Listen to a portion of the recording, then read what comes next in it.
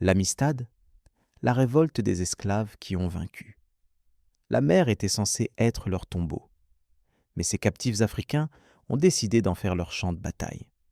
Voici l'histoire vraie de l'Amistad.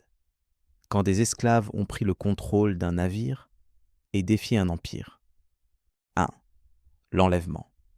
En 1839, 53 Africains sont capturés illégalement au Sierra Leone. Arrachés à leurs terres, vendus comme des marchandises, ils sont embarqués à bord d'un navire espagnol, la Amistad. Direction Cuba. Pour eux, un seul avenir, l'enfer des plantations sucrières. 2. La mutinerie de Seng-Bé-Pié.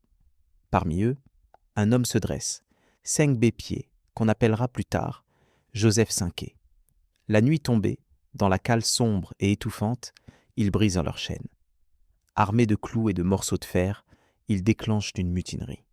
Ils tuent le capitaine, prennent le contrôle du navire et exigent qu'on les ramène en Afrique. 3. La tromperie.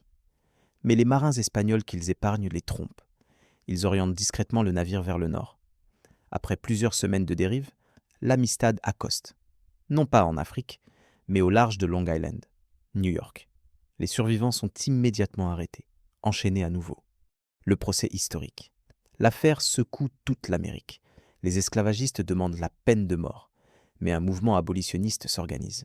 Contre toute attente, l'affaire monte jusqu'à la Cour suprême des États-Unis. Et là, l'impensable se produit. La justice reconnaît que ces hommes ont été réduits en esclavage illégalement.